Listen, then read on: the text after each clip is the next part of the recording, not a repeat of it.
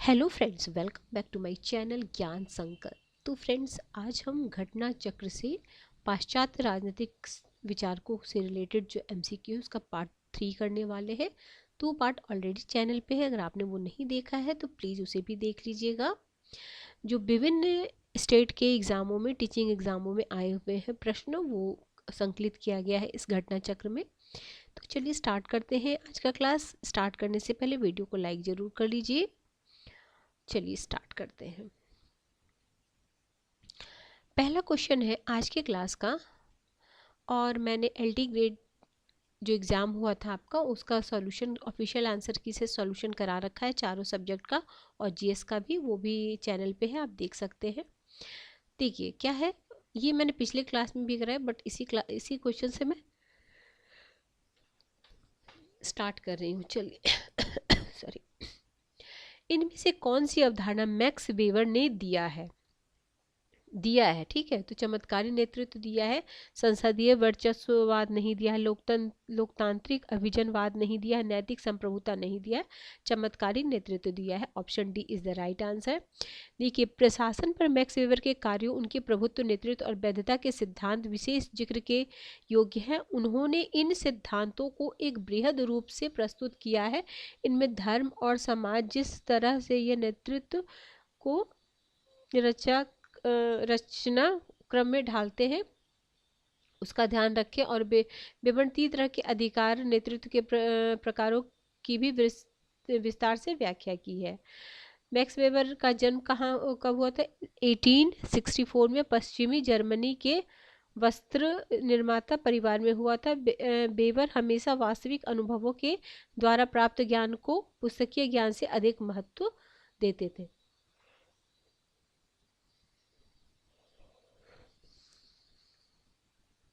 आगे है क्वेश्चन 186। आमतौर पर परिधीय देश केंद्र पर निर्भर होता है, तो निर्मित सामान के लिए। आगे है मंत्री परिषद जहाज रूपी शासन को चलाने वाली पहिया है। मंत्री परिषद क्या है? जहाज रूपी शासन को चलाने वाली एक पहिया है। ये किसका है? रेमजो म्योर का ये कथन है। ठीक है, अच्छा, एक ये भी है एक मिनट, जो ये जहाज रूपी, ठीक है। मंत्रिमंडल के उत्तरदायित्व के बारे में मार्ले ने लिखा है, मंत्रिमंडल के सब मंत्री साथ में डूबते हैं और साथ में तैरते हैं। तो मार्ले का ये साथ में डूबते, साथ में तैरते हैं, और एमजे मेयर का है यह जहाज का पहिया है। ठीक है, इससे एक क्वेश्चन आता है, तो इसको प्लीज आप नोट डाउन कर लीजिए, हाँ इकट्ठे आपको मिल जाएगा। ग्लेडस्टोन ने लिखा है, यह एक सूर्य पिंड है जिसके चारों ओर पिंड घूमते हैं। बेजहॉट के अनुसार यह संयोजक समिति है, एक हाइफन जो जोड़ता है, एक बक्सुआ जो कार्यपालिका और व्यवस्थापिका को एक साथ बांध देता है। ये मैं आपको शॉर्ट्स में भी डाल दूंगी। यह संपूर्ण शासन व्यवस्था का चूल है। लास्की, छोटे छोटे नक्षत्रों के बीच चंद्रमा बर्मन। ठीक है, अगला क्वेश्चन है, समाज की उन्नति के लिए विज्ञान की प्रबुद्ध तानाशाही आवश्यक है। इस निम्नलिखित विचारकों में से किसका कथन है? तो फ्रांसिस बेकन का यह कथन है। Option number A is the right answer. देखिए, फ्रांसिस बेकन 1561 से 1626 का जन्म लंदन के एक शक्तिशाली परिवार में हुआ था। अनुभववाद का दर्शन इन्हें विरासत में मिला है। ये शेक्सपियर के समकालीन थे। बेकन के अनुसार मनुष्य प्रकृति का एक सेवक और दुभाषिया। इन्होंने समाज की उन्नति के लिए विज्ञान की प्रबुद्ध तानाशाही को आवश्यक बताया है। अगला क्वेश्चन 189। अंतरराष्ट्रीय राजनीति के यथार्थवादी दृष्टिकोण के विकास में निम्नलिखित में से किस विद्वान का योगदान नहीं है? तो अब्राहम लिंकन का नहीं है। तो अंतर्राष्ट्रीय राजनीति के यथार्थवाद दृष्टिकोण के विकास में कई विद्वानों का योगदान है। अब इसमें से ये भी ऐसे क्वेश्चन भी पूछे, इनमें से कौन यथार्थवादी है, कौन इनमें से यथार्थवादी नहीं है? तो जॉर्ज कैनन है, राइनो नेबूर है, जॉर्ज स्वाजनबर्गर है, हेनरी किसिंजर है, हैंस जमरकॉन। तो ये सारे क्या है? यथार्थवादी। जबकि अब्राहम लिंकन प्रजातांत्रिक व्यवस्था के पोषक है। ठीक है, ये सब यथार्थवादी हो गए। एंटोनियो ग्राम्सी के अनुसार नागरिक समाज की संस्थाएं क्या है? ठीक है, परिवार भी है, पाठशाला भी है और धार्मिक संस्थाएं हैं, तो उपयुक्त सारा हो जाएगा। नेक्स्ट क्वेश्चन पे चलते हैं। नेक्स्ट है, अंतरराष्ट्रीय राजनीति राष्ट्रों के बीच निरंतर होने वाले शक्ति संघर्ष के अतिरिक्त कुछ नहीं है। यह कथन किसका है? तो मॉर्गन थाउ का है, हैंस जे मॉर्गन थाउ का है। आर्थिक मानव की संकल्पना किसने प्रस्तुत की है? तो एडम स्मिथ ने आर्थिक मानव की संकल्पना प्रस्तुत की है। और आर्थिक मानव की संकल्पना एडम स्मिथ ने प्रस्तुत की, इनकी प्रसिद्ध बुक है inquiry into the nature and causes of the wealth of nations. ठीक है, 1776 में। आगे है, प्रत्येक विचारक अपने युग का शिशु होता है। तो डनिंग, प्रत्येक विचारक अपने युग का शिशु होता है, डनिंग। नेक्स्ट क्वेश्चन पे चलते हैं।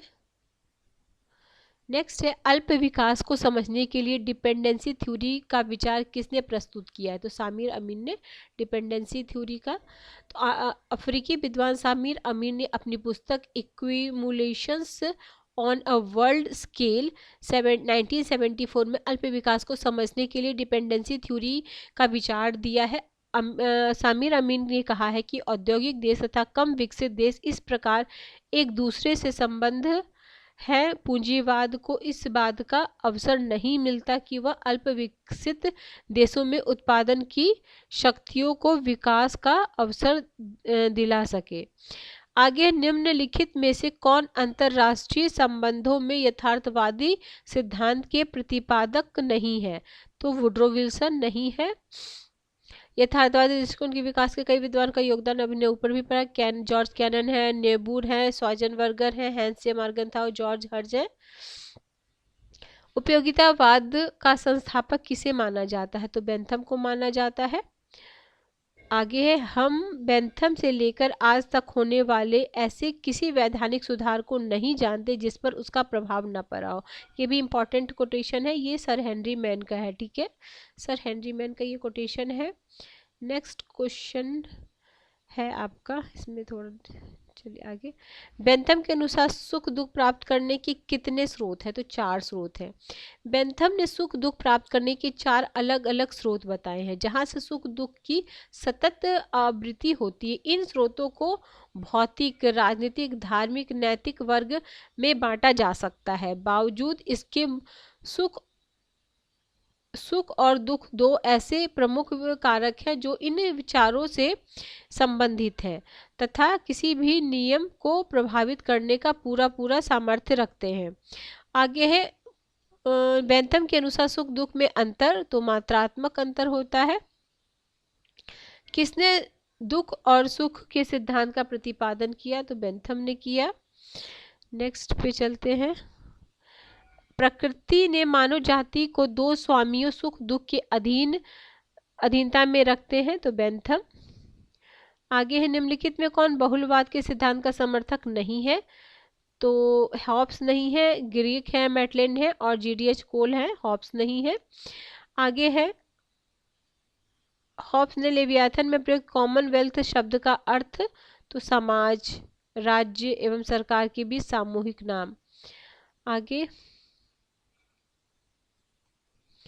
नेक्स्ट क्वेश्चन है आपका, लेवियाथन का लेखक कौन है? इजी क्वेश्चन है, हॉब्स है।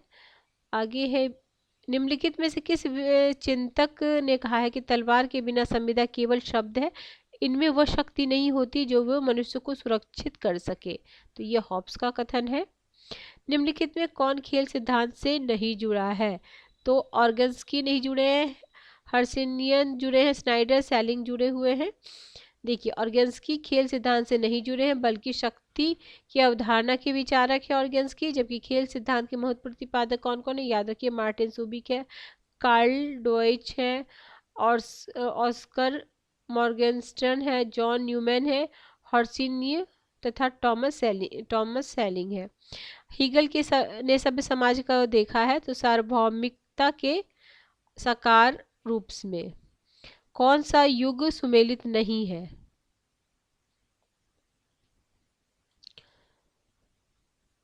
तो ये GDH को श्रेणी नहीं, सॉरी ये वाला नहीं, ये बाकी श्रेणी समाजवाद सही है, बहुलवाद लास्ट की सही है।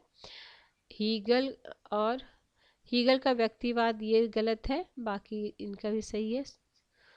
नेक्स्ट क्वेश्चन है,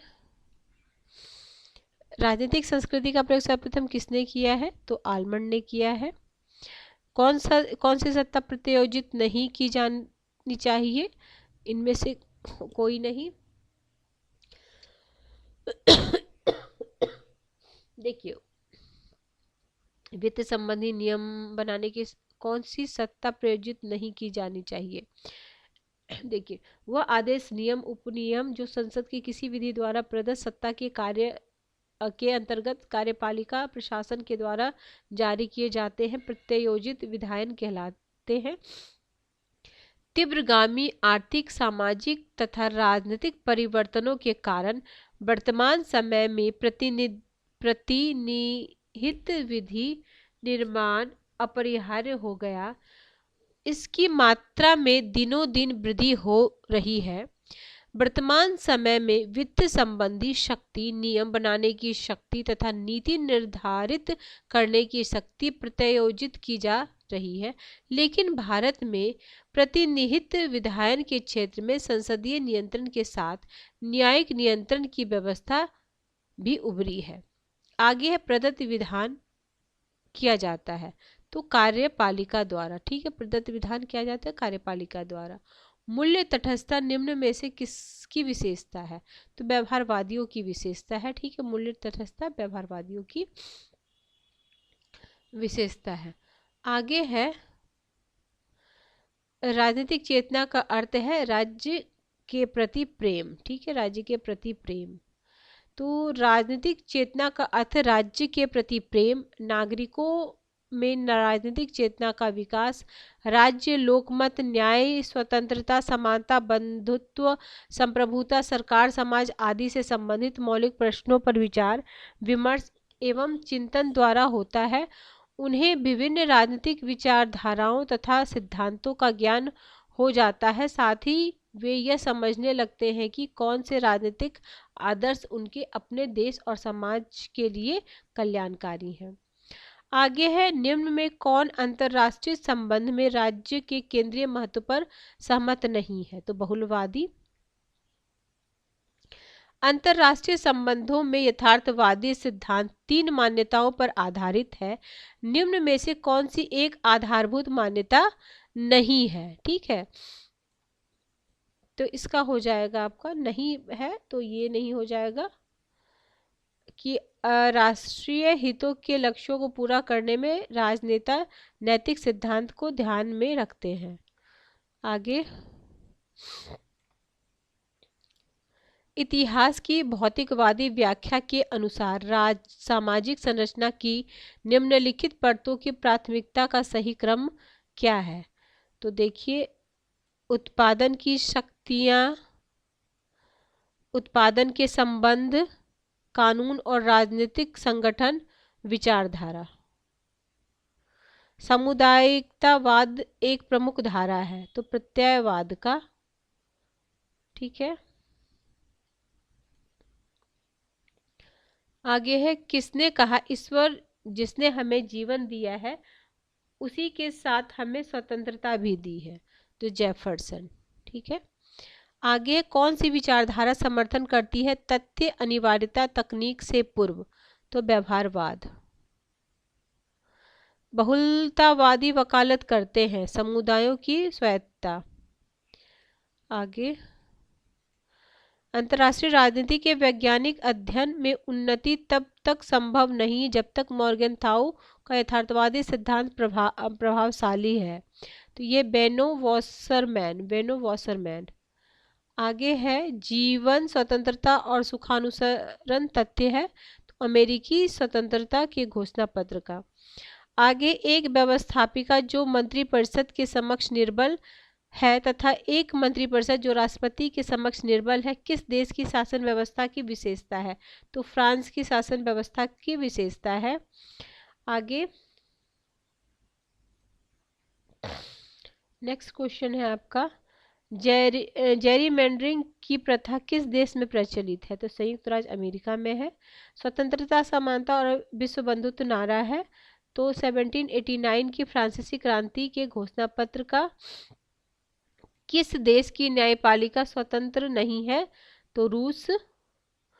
आगे, स्वतंत्रता नियामक आयोग का आविर्भाव हुआ था अमेरिका में। नेक्स्ट क्वेश्चन है आपका, निम्न में से किस देश की स्वतंत्रता नियामक आयोग की जन्मस्थली माना जाता है? तो संयुक्त राज्य अमेरिका। संयुक्त राज्य अमेरिका में शासन की शीर्ष विहीन शाखा और कांग्रेस की भुजा किसे कहा जाता है? तो स्वतंत्र नियामक आयोग को। आगे है, संयुक्त राज्य अमेरिका की सीनेट के लिए प्रत्येक राज्य में कितने प्रतिनिधि चुने जाते हैं? तो 2। वहाँ इक्वल है, ऐसा नहीं है कि साइज से होता है या पॉपुलेशन से होता है, वहाँ इक्वल है सीनेट में। आगे है, अमेरिका के व्हाइट हाउस संबंधित है राष्ट्रपति से। अमेरिकी संविधान में बिल ऑफ राइट्स के संशोधन द्वारा जुड़ा हुआ कई बार है, प्रथम 10 संशोधन द्वारा। सैनिक औद्योगिक संकुल किसके द्वारा प्रयुक्त होने से पश्चात व्यापक प्रयोग में लाया जाने लगा? तो आइजनहावर। सैनिक औद्योगिक संकुलन शब्दावली का प्रयोग अमेरिकी राष्ट्रपति ड्वाइट डी आइजनहावर द्वारा 1961 में अपने विदाई समारोह के भाषण में प्रयोग किया गया था। तो कब किया गया था, किसने किया था, तो जान लीजिए। ठीक है, चलिए ठीक है फ्रेंड्स, ये टॉपिक हो गया है। नेक्स्ट क्लास में देखेंगे समानता स्वतंत्रता से कराएंगे या देखेंगे हम, 1 मिनट,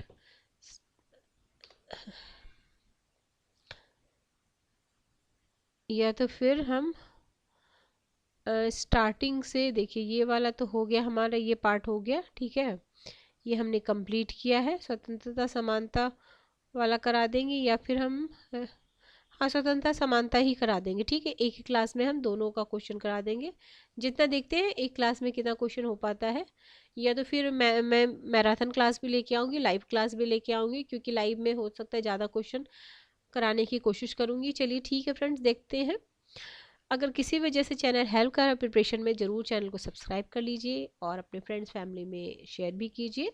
तो मिलते हैं हम नेक्स्ट वीडियो में। Till then bye bye. इस क्वेश्चन को आप पूरे अच्छे से तैयार कर लीजिए, जो मैंने 3 वीडियो में डाला है वो 2 से 3 बार आप सुन लीजिए। जो क्वेश्चन नहीं आ रहे उसे नोट डाउन कर लीजिए, क्योंकि आने वाले टीजीटी पीजीटी में अगर आपने 22 वाले में फॉर्म भरा है तो उसका तो एग्ज़ाम डेट आ गया। बाकी नेक्स्ट वैकेंसी भी आने वाली है। अदरवाइज़ आप किसी भी स्टेट से हो, अगर सब्जेक्ट आपका हिस्ट्री पॉलिटी है तो उसमें भी आपको काफ़ी हेल्प करेगा।